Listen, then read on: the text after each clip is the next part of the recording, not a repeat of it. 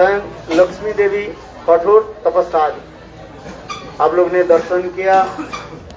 ये कैसे लक्ष्मी देवी हाथ जोड़ करके बैठी, और जगह में लक्ष्मी देवी आप दर्शन करेंगे आशीर्वाद देते हैं। किंतु इस जगह में हम लोग आए हैं, लक्ष्मी देवी क्या कर रही है? क्या दिखा विग्रह? हाथ जोड़ करके है, किसी के पास हाथ जोड़ करके है बैठी हुई। क्यों? कारण क्या है? आप लोगों ने भी श्रवण किया। एक बार नारद ऋषि वैकुंठ में और आकर के कृष्ण के रासलीला के बारे में उन्होंने श्रवण कराया, और उस कथा सुन करके लक्ष्मी देवी के हृदय में भी लोभ उत्पन्न हुई है। कथा सुनने के फल क्या है? कथा सुन करके यदि हमारे हृदय में यदि लोभ उत्पन्न नहीं हुआ तो श्रवण नहीं है। कथा सुन के बाद क्या होनी चाहिए? लोभ होना चाहिए है। लोभ क्या है? उसी पुस्तक हम प्राप्ति करें। यदि कथा श्रवण से यदि लोभ नहीं हुआ तो कथा श्रवण नहीं है। तो उसी प्रकार नारद ऋषि वैकुंठ में लक्ष्मी के निकट ये कृष्ण के रासलीला के बारे में बताया, और देखो उस कथा सुनकर लक्ष्मी के भी मन में भी लोभ उत्पन्न हो, और लक्ष्मी देवी कहने लगे कैसे प्राप्ति कैसे करें है? बोले देखो कृष्ण की कृपा जब तक नहीं हो, कृष्ण की जब अनुग्रह नहीं हो, कोई वो रासलीला में प्रवेश नहीं कर सकता है। इसलिए लक्ष्मी देवी ये इस बेलवन में आकर के कठोर तपस्या करने लगे। ये बेलवन बहुत सुंदर दिव्य अलौकिक ये स्थान भी कहा गया है। अनेक समय तक कठोर तपस्या आदि करने लगे है। और उस समय इसके पश्चात कृष्ण प्रकट हुए। कृष्ण कहने लगे लक्ष्मी वर मांगो, तो लक्ष्मी जी कहने लगे मुझे आप गोपियों के भांति रास में प्रवेश करना है। किंतु कृष्ण कहने ये असंभव, आपके लिए संभव नहीं है। किंतु तथापि लक्ष्मी देवी कहने लगी ये मैं रास में गोपियों के भांति रास में प्रवेश करना चाहती हूँ। देखो तो कृष्ण वहीं पर कहने लगे देखो कोई रास में प्रवेश करे, रास के प्रवेश के लिए कुछ नियम होता है, जैसे तैसे करके नहीं होता है। शास्त्र में कहा गया रास में प्रवेश करने के लिए क्या करना पड़ेगा? पहले गोपी ब्रज में एक तो ब्रज में जन्म लेना पड़ेगा, दूसरी ब्रज गोपियों की गर्भ में जन्म लेना पड़ेगा है, गोपी गर्भ में जन्म, और फिर नित्य सिद्ध गोपियों की संग आदि करना पड़ेगा, और ऐसे गोपियों के साथ संग, फिर गोपों के साथ विवाह है, और फिर परकीय भाव से ही तब ब्रज में प्रवेश कर सकते, माने रास में प्रवेश कर सकते हैं। क्योंकि कृष्ण अभी हम लोग श्रवण के वृंदावन कृष्ण की एक विशेष प्रतिज्ञा है। कृष्ण कहे अमी गोप जाति गोपी बिना अन्य ना करी अंगीकार। वृंदावन श्याम सुंदर की एक विशेष विशिष्ट यहाँ पर दिखा रहे हैं, जब तक गोप गृह में जन्म नहीं हो, गोपी भाव और गोपी शरीर प्राप्ति नहीं हो, कृष्ण स्वीकार नहीं करेंगे। ये विशेष दिखाते हैं। इन्हें सब जैसे चले जाए, किंतु लक्ष्मी देवी क्या चाहती है? लक्ष्मी देवी चाहती है लक्ष्मी देह चाहे रासे प्रवेशिते। चैतन्य चरितामृत में वर्णन करते हैं लक्ष्मी क्या चाहती है, उस लक्ष्मी शरीर में ही वो रास में प्रवेश करना चाहती है।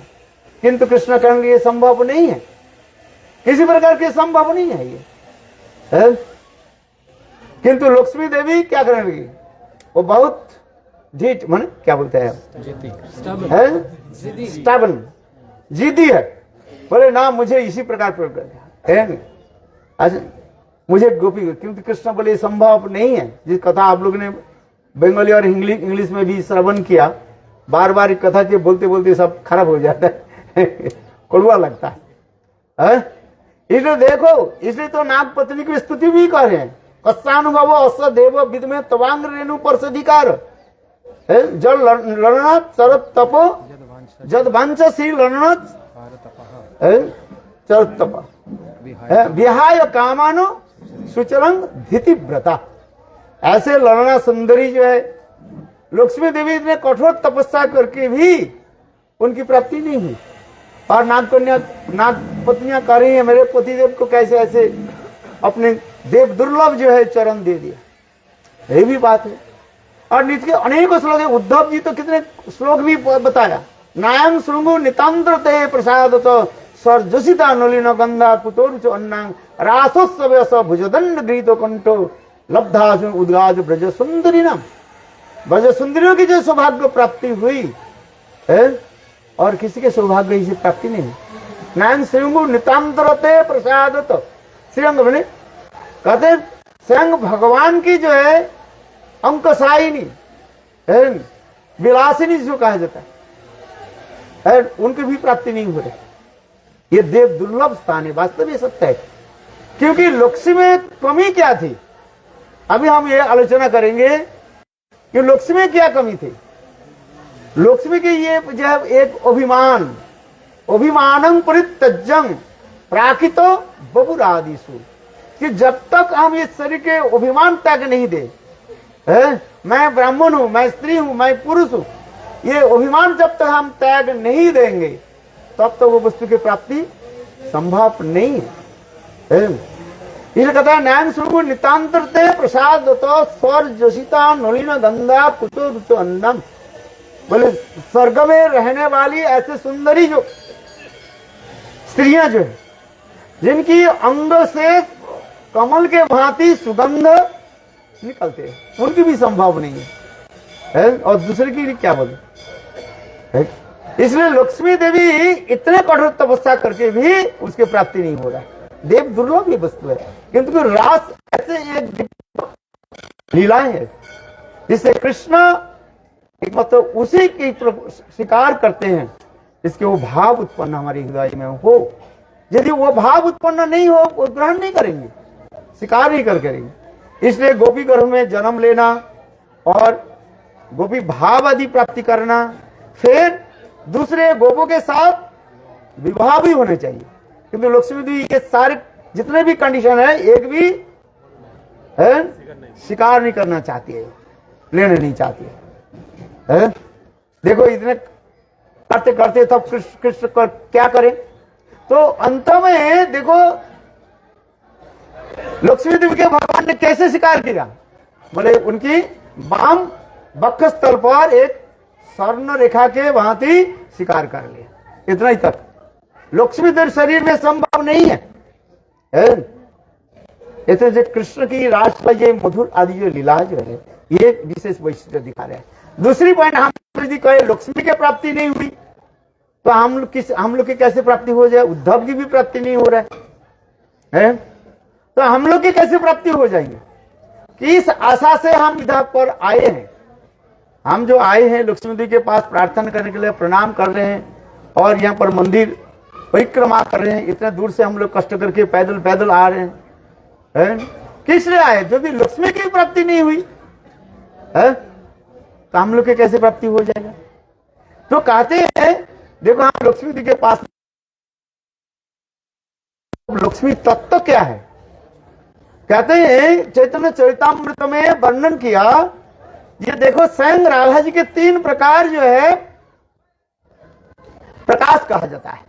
एक है देखो ब्रज में गोपी के रूप में और द्वारिका में महिषी के रूप में और वैकुंठ में लक्ष्मी के रूप में। कि जो वास्तव में तत्व सिद्धांत के है लक्ष्मी और राधा जी और क्या बोले महिषी में ये तत्व में कोई भेद नहीं है। इस प्रकार कृष्ण नारायण में कोई भेद नहीं है। सिद्धांत तत्व भेद से शास्त्रीय सिद्धांत के अनुसार नारायण और कृष्ण में कोई भेद नहीं है। यदि भगवत तत्व पर भेद किया जाए तो अपराध है। ईश्वरेर भेद मानी ले है अपराध। भगवान एक ही है। रस विलास के अनुसार उन्होंने अपने स्वरूप के प्रकाश आदि करते हैं। वैकुंठ में स्वयं कृष्ण वही कृष्ण वैकुंठ में नारायण के रूप में प्रकाशित हो रहे हैं। अयोध्या में रामचंद्र के रूप में प्रकाशित हो रहे हैं। और गोलोक वृंदावन में स्वयं रूपे ब्रजे ब्रजेंद्र नंदन। और उसी प्रकार श्रीमती राधिका, राधे सत्य श्रीमती राधिका कृष्ण की लीला आदि की पुष्टि के लिए उन्होंने भी 3 रूप में प्रकाशित हो रहे हैं। ये चैतन्य चरितामृत में इसके तत्व सिद्धांत आपसे बता रहे हैं, एक लक्ष्मी रूप में और एक महिषी के रूप में और तीसरी गोपियों के रूप में, 3 रूप है। इसमें कोई भेद नहीं है, किंतु तथापि देखो लक्ष्मी रूप में भगवान उसको स्वीकार नहीं कर रहे हैं। ये तत्व सिद्धांत, तब हम लक्ष्मी के पास आए इसलिए भाई जो हमें कृपाएं नहीं करेंगे, दे वस्तु दे नहीं पाएंगे। किसके पास पैसा हो उसको मांगो तो पैसा देंगे।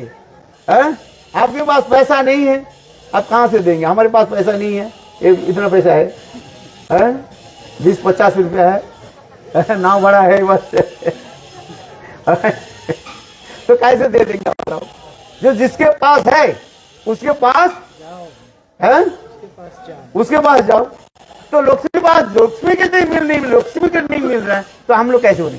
तो इसमें ये हमारे त्रिविक्रम जब यहाँ पर आते थे सबसे सिद्धांत तो बोलते थे, ये देखो लक्ष्मी जो है सर्वतः ही कृष्ण की ही नित्य है, तो क्या बोले सत्य है। लक्ष्मी और राधा जी में कोई भेद नहीं है। ये तत्व सिद्धांत है कि हम तब हम लोग उसकी तो प्रार्थना करें तो जिस अनुमोदन कर दे तो हमें प्राप्ति हो जाएगा। जिस प्रकार देखो ब्रह्मा जी के पास प्रार्थना किया, द्रोण धरा ब्रह्मा जी की उपासना की और ब्रह्मा जी एक के पास वर मांगा, मुझे कृष्ण के प्रति एक वात्सल भाव उदित हो। जो ब्रह्मा तत्व क्या तत्व है? ब्रह्मा आधिकारिक दास्य कहा गया, तो वात्सल भाव कहां से दे देंगे? इसलिए त्रिविक्रम महाराज हमारे कादरे दे, देखो ब्रह्मा अनुमोदन कर दिया और भगवान भी उसके साथ व्यवस्था भी कर दिया। क्योंकि देखो भगवान की जो नित्य जो प्रियजन जो है परिकार जो है वो यदि कृपा कर दे तो भक्त की इच्छा रखने के लिए भगवान वो पूरा करते हैं। इसलिए कहता है भक्त कृपा भगवत कृपा अनुगामिनी और भगवत कृपा भक्त कृपा अनुगामिनी, एक दूसरे के ऊपर कृपा इसी प्रकार चलते हैं। क्योंकि कोई भक्त भगवान कहते हैं अहम भक्त पराधीन हूं, मैं भक्त की जो है पराधीन हूं, भक्त जैसे मुझे बताएंगे मैं इसे कर दूं। तो ऐसे लक्ष्मी दी के निकट हम लोग आए हैं। लक्ष्मी दी हमारे निकट हमारे पक्ष होकर के भगवान के निकट यदि प्रार्थना कर दे तो वो भाव हमारी उत्पन्न होगी। ये हम लोग प्रार्थना करके यही लालसा से आए हैं। मैं 40 साल से आते आते हमारे पैर की चमड़ा तो क्या हो गया, सब घिस गया। घिस गया किस लिए? आते आम छाले पड़ गया। आया किस लिए? ये लक्ष्मी देवी ऐसे कभी थोड़ी सी कृपा कटाक्षपात कर दे, इसलिए तो हम लोग ये भावना लेकर के आए हैं जे लक्ष्मी देवी हमें कृपा करे। ये सब जितने भी कथा की सार है ये लक्ष्मी देवी कृपा हो जाए बस। इसलिए हम इस स्थान पर आए हैं, इस स्थान को हम प्रणाम करते हैं। बोले कोई प्रेयर नहीं करे, नारद ऋषि तो इतना ही भगवान के पास वर मांग लिया जो प्रभु आपके लीला स्थली पर कोई जाए और उस लीला स्थली को जाकर के प्रणाम करे, कथा भी किसी प्रकार श्रवण करे। देखो गोपियों की जो बकस्थल की जो चरण क्या बकस्थल कुमकुम के जो रंजित जो आपके चरण कमल के हृदय में ये चरण कमल के जो है वो हमारे रुचि उत्पन्न हो जाए, अर्थात सर्वोत्तम जो भाव उत्पन्न हो जाएगी। क्योंकि ये ब्रज धाम है, इस ब्रज धाम में आकर के कोई थोड़ी सी किसी भी प्रकार से थोड़ा सिर को टिका ले, थोड़ा सा धूल के सिर पर रखो, कथा समझ में आ जाए अथवा नहीं आ जाए, कथा समझ करके भगवान की थोड़ी मिलेगा। भगवान के मिलना है जो प्रभु की कृपा हमें आ जाए। ये धाम है कृपा सापेक्ष। भक्ति क्या है? ये कृपा सापेक्ष है। जब तक कृपा नहीं हो तब तक जितने भी हमारा हम लोग वेद पुराण उपनिषद तत्व सिद्धांत कुछ भी पढ़ भी ले जान भी ले नहीं होगा। इसलिए कहते हैं ब्रह्मा जी स्तुति करते करते तो थक गया, जितने भी वेद पुराण उपनिषद सब यही बोलते जा रहे हैं, ये दिव्य अलौकिक स्थान है, ब्रज धाम है। जत्किंचित तिनगुल किकट मुखांग गोष्ठे समसेत सर्वानंद मुकुंद दयितं लीलानुकूलम परम शास्त्री व स्फुटंत निश्चिंत जानचया ब्रह्मादि सत्प्रियेण मोदियंत वंदते। ब्रह्मादि बड़े बड़े देवता लोग यही आकांक्षा करते, इच्छा करते रहते हैं, ब्रज में थोड़ी सी कुछ प्राप्ति हो जाए, बस एक धूल कनवर्गा में जन्म हो जाए, राधा जी के चरण की धूल हमें प्राप्ति हो जाए, एक वंशा भी रख ले। एक छोटी सी कथा मैं कहता हूँ, एक सुंदर कथा। एक है राधा कृष्ण की जो है रासलीला हुई, नित्य रास है, और नित्य रास के कुंज से बाहर होते हुए यही जमुना किनारे किनारे है राधा कृष्ण और गोपियां जा रही थे। और चलते चलते राधा जी की तो हम लोग तो जूता पहन के आ रहे ना, मेरा तबीयत ठीक नहीं इसलिए जूता पहन कर क्या है। अच्छा चलो, आप लोग तो खाली पैर में आए ना, चलो है। देखो उसी प्रकार राधा कृष्ण गोपियां जो है रास के पश्चात यही जमुना के तट पर जो है खाली पैर में चलने लगे है। चलते चलते राधा जी कृष्ण कहने लगे, राधे तुम्हारे पैर में तो बहुत बात ये लग गया, धूल लग गया, मैं धूल को छोड़ ये कर देता हूँ, क्या बोले, सब कर देता हूँ। कृष्ण राधा जी देखो कितने करुणामयी है। राधा जी कहने लगी, ये देखो ये धूल को छोड़ मत। बोले क्यों है? देखो राधा जी कहती है, कोई एक बार मेरे चरण में लग जाता है, मैं उसके चरण से कभी छोड़ता नहीं है। इसलिए ब्रज में कीर्तन है क्या, मैं तेरे धूल तेरे राधे तेरे चरणों की धूल। बोलो वृंदावन बिहारी लाल की। राधा जी के चरण की धूल बन जाए, ये हमारे जीवन सफल हो जाएगा। तात्पर्य क्या है, राधा जी की धूली कौन है, ये सब तो किंकरियां जो है, मंजरियां जो है, और उसी प्रकार की भावना राधा जी के साथ ही साथ चलते राधा जी है। ऐसे हमारे राधा रानी कृपा है, ये ब्रज धाम में हम आए हैं, इसलिए राधा जी की जो है थोड़ी सी चरण धूली हमें प्राप्ति हो जाए। वंशा सिंधु पतितानंद पावने भो वैष्णव।